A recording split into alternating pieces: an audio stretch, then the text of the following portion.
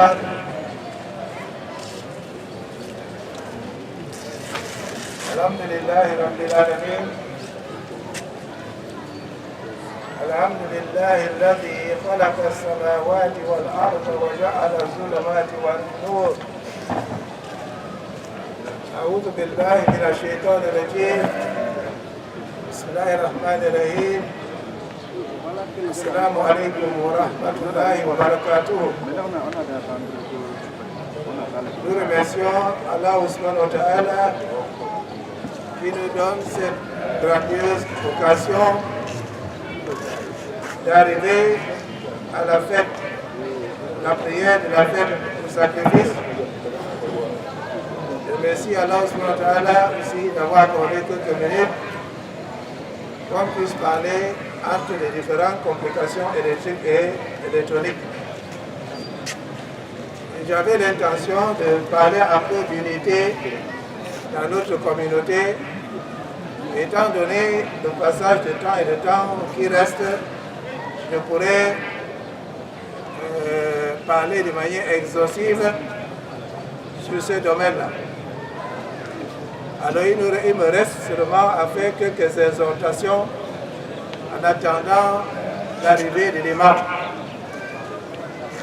Ces exhortations seront de nature à nous amener à être unis dans notre façon de faire, à être unis dans notre pratique de notre religion, parce que la division amène la faiblesse. Être unis dans nos objectifs, et pour pouvoir être unis, il faut être tolérant.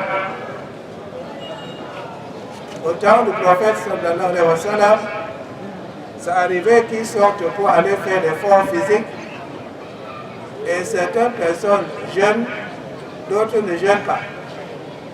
Cela ne fait aucun problème entre eux.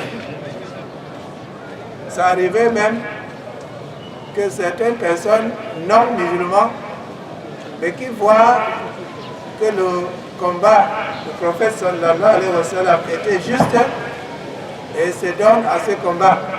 Et leurs efforts étaient aussi acceptés. Mais de nos jours, c'est comme si nous cherchions n'importe quel prétexte pour pouvoir se désunir et se diviser. C'est ainsi que les places d'Eid se multiplient, les mosquées de vendredi se multiplient, les tendances se multiplient, les intolérances se multiplient, et tout cela amène notre communauté à être faible. Allahu Akbar, Allahu Akbar, la ilaha illallah, Allahu Akbar, Allahu Akbar, walillahi alhamd. Allahu Akbar, Allahu Akbar, Allahu Akbar, la ilaha illallah, Allahu Akbar, Allahu Akbar, walillahi alhamd. Mes chers frères, nous et sœurs, nous sommes la seule communauté qui a une direction à regarder dans la prière. La direction de la Mecque. La Mecque qui est au centre de la terre. S'il y avait plus de temps, j'aurais pu démontrer ça. Que la Mecque est au centre de la terre. Nous, Allah subhanahu wa ta'ala, il nous donne beaucoup de valeur à faire les choses ensemble. Ainsi, celui qui va prier à la mosquée, il a 25 ou à 27 récompenses par rapport à celui qui a prié seul. Tout ça, ce sont des encouragements à ce que nous puissions faire des choses ensemble, qu'on ne se divise pas. Mais malheureusement, dans le monde, nous ne cherchons que des petits prétextes pour pouvoir se diviser. Et cette division nous affaiblit. Et croyez-moi, cette bagarre, ou bien ce combat, ou cet effort, n'est pas aussi simple que ça paraît. Parce que les adversaires, pour ne pas utiliser un mot trop dur, les adversaires ne ménagent aucune action pour pouvoir assurer la victoire sur nous. Lorsqu'on regarde même les ordres mystiques, tels que les francs-maçons et autres, réussissent à être unis de par le monde. Il n'y a que les musulmans qui cherchent n'importe quel prétexte pour différer de son frère. Et ce qui explique la facilité avec laquelle les musulmans sont manipulés dans le monde. Allahu Akbar, Allahu Akbar, La ilaha illallah, Allahu Akbar, Allahu Akbar, Walillahi alhamd. Il ne faut pas qu'on voit que l'argument, la discussion, l'affrontement verbal est signe de division. Non. La division vient lorsqu'on ne regarde plus dans la même direction, lorsqu'on ne vise plus les mêmes objectifs. Et pourtant, nous nous exerçons dans la mosquée tous les jours à faire précisément cela. Pendant les 10 jours de Zulhijjah, il y avait quelqu'un avec sa femme qui avait gêné un de ce jour-là. Et le soir, il était assis dans son salon en train de faire askar. Et la femme était dans la cuisine en train de préparer ce qu'ils vont manger. Et il se rappelle de son ami. C'est ça donc l'avantage de l'islam. Pensez à votre frère. Vous ne pouvez pas être croyant, dit le prophète sallallahu alayhi wa sallam, jusqu'à ce que vous voulez pour votre frère, ce que vous voulez pour vous-même. Il a pensé à son frère. Son frère là n'était pas marié. Il a dit, Ya Allah, donnez une femme à mon frère. Sa femme lui rappelle dans la cuisine que ça, ce sont les 10 jours de Zulhijjah. Il se peut que votre droit là soit beaucoup plus écouté que les autres jours. Alors la personne prend conscience que ça c'est une bonne occasion. Il a donc reformulé la droit. Il a dit, Ya Allah, donnez une bonne femme, pieuse et belle à mon ami tel. La femme sort de la cuisine. C'est quoi avec toi? Elle commande des problèmes. Il dit, mais j'ai demandé une doua pour mon ami. Et mon ami là n'est pas ton ennemi, est-ce que je sache? Quel est donc le problème? Il dit, la femme dit, tu penses que je ne connais pas le hadith? Il dit, quel hadith? Il dit, le prophète sallallahu alayhi wa sallam, il a dit, c'est lui qui demande quelque chose pour son frère. Allah spontanément met un ange qui demande que Allah spontanément t'accorde exactement ce que tu as demandé pour ton frère. Donc cette femme-là, en faisant des problèmes, ça prouve qu'elle a la foi. Ça veut dire qu'elle a peur ou pense que cette loi va être exaucée. C'est pour ça qu'elle fait des problèmes. Donc vous voyez, là où les problèmes plutôt signifient quelque chose de positif. On peut même être jaloux. On a des récompenses.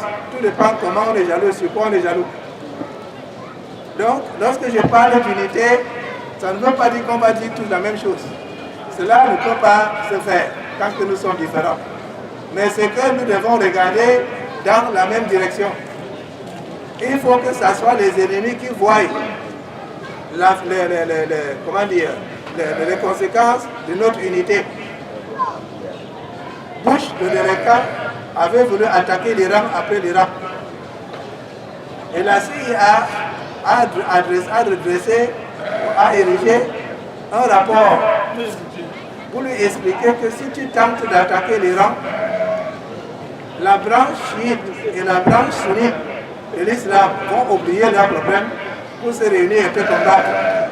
Et la dernière fois, quand les deux là se sont réunis, l'islam avait dominé le monde. Donc c'est eux qui voient que si on se réunit, ça va faire gaffe. Mais nous-mêmes, on ne voit pas ça. On crée chaque prétexte pour se diviser.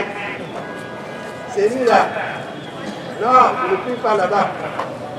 Quand l'imam va faire sujoud, c'est ces genoux qui touchent le sol avant les mains.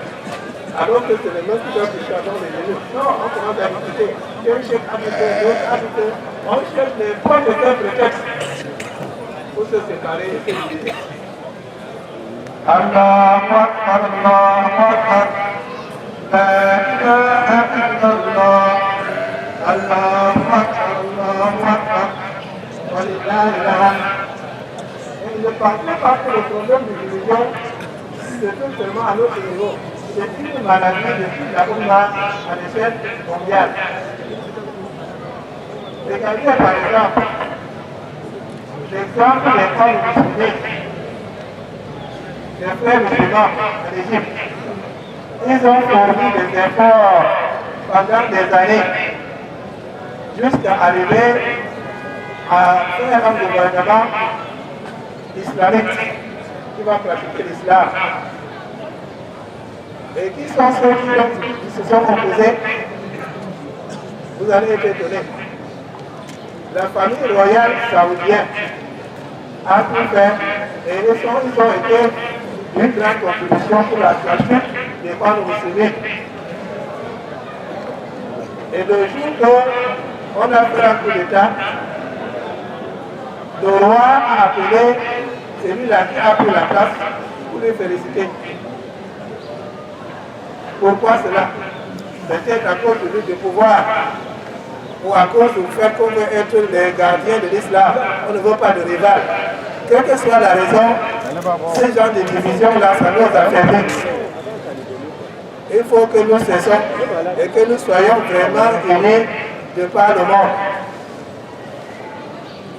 Lorsque certains pays arabes se sont réunis au Koweït, ils ont fait des discussions, ils sont arrivés à la conclusion qu'il faut qu'ils s'intéressent aussi à l'énergie nucléaire. Et la conférence de presse a été tenue par le ministre des Affaires étrangères saoudien. Que nous voulons nous intéresser à l'énergie nucléaire. Et pas pour faire la bombe, non. Nous voulons faire des réacteurs nucléaires pour produire l'électricité. Et nous n'allons pas enrichir l'uranium, ce que l'Occident craint. Nous allons acheter l'uranium déjà enrichi pour venir placer seulement. On ne veut pas être un mauvais garçon. Parce qu'il y a déjà un mauvais garçon dans le peuple. Il s'agit d'Israël, qui a déjà 200 zones nucléaires. Après ça, l'Iran a envoyé une émissaire d'aller voir le gouvernement tunisien pour dire à nos frères arabes d'amener leurs ingénieurs. Nous allons partager ce que nous avons eu jusqu'ici sur le domaine nucléaire. Et à cause de ces rivalités, on a rejeté cet appel. Ça fait donc manque de collaboration. Et d'après ce que je crois comprendre, même si l'information n'a pas été officialisée, c'est que l'Iran a déjà réussi son coup. Donc, mes chers frères, essayons d'être unis dans notre façon de faire, essayons d'être unis dans le regard et dans nos objectifs. Essayons d'être unis comme communauté. Dans le Coran, on a mentionné le nom musulmane. Tous les autres noms qu'on appelle là, il n'y a pas ça dedans. Allahu Akbar, Allahu Akbar. La ilaha illallah. Allahu Akbar, Allahu Akbar. Wa lillahi alhamd. Allahu Akbar, Allahu Akbar. La ilaha illallah. Allahu Akbar, Allahu Akbar. Wa lillahi alhamd. Allahu Akbar, Allahu Akbar. La ilaha illallah. Allahu Akbar, Allahu Akbar. Wa lillahi alhamd. Après l'unité, il y a l'importance de l'éducation. Nous sommes en train d'approcher les rentrées scolaires. Il faut que nous donnons importance à l'éducation que nous donnons à nos enfants. Lorsque les musulmans prenaient cette éducation comme une chose importante, l'islam avait dominé le monde. Je vous donne l'exemple d'un savant de l'Amérique. Il s'appelait Ibn Sina. Les Européens ont changé son nom en Avicenne. Celui-là, c'était un savant musulman. Il a mémorisé le Coran à l'âge de 10 ans. À l'âge de 16 ans, il était déjà un médecin pratiquant. Il a écrit avant de mourir 456 livres en langue arabe et 23 en langue perse. Et les livres étaient sur quel sujet? Il y avait les livres de mathématiques, les livres d'astronomie, les livres de théorie, les livres de fiqh, les livres même de cuisine. Pourquoi? Parce qu'à l'époque, tout cela faisait partie de ce qu'un savant musulman apprenait. Et c'est pour cela que l'islam dominait le monde. Tous les autres pays envoyaient les gens vers les pays musulmans pour aller apprendre. Aujourd'hui, malheureusement, ce n'est pas tout le monde qui donne encore l'importance à cette éducation. Alors, envoyez nos enfants à l'école et soutenez les écoles islamiques lorsqu'on le crée. Il y a plusieurs façons de le soutenir. Vous pouvez envoyer l'argent. Vous pouvez inscrire seulement vos enfants dedans et ne pas chercher des petits prétextes pour ne pas le faire. Souvent, on critique les écoles musulmanes pour aller mettre son enfant dans une école chrétienne et payer 3 fois les frais scolaires pour que l'enfant soit amené à faire autre chose que l'islam. Les écoles, les musulmans se battent maintenant à faire les écoles un peu partout. Même à Bonaloka, il y en a. Là-bas au Franco-Arabe, en face de la prison, il y en a. Il y a ce que nos frères turcs ont fait là-bas. Ça ne fait que se multiplier. Alors, envoyez nos enfants à l'école. Allahu Akbar, Allahu Akbar, la ilaha illallah, Allahu Akbar, Allahu Akbar, walillahi alhamd, Allahu Akbar, Allahu Akbar, Allahu Akbar, la ilaha illallah, Allahu Akbar, Allahu Akbar, walillahi alhamd, Allahu Akbar, Allahu Akbar, la ilaha illallah, Allahu Akbar, Allahu Akbar.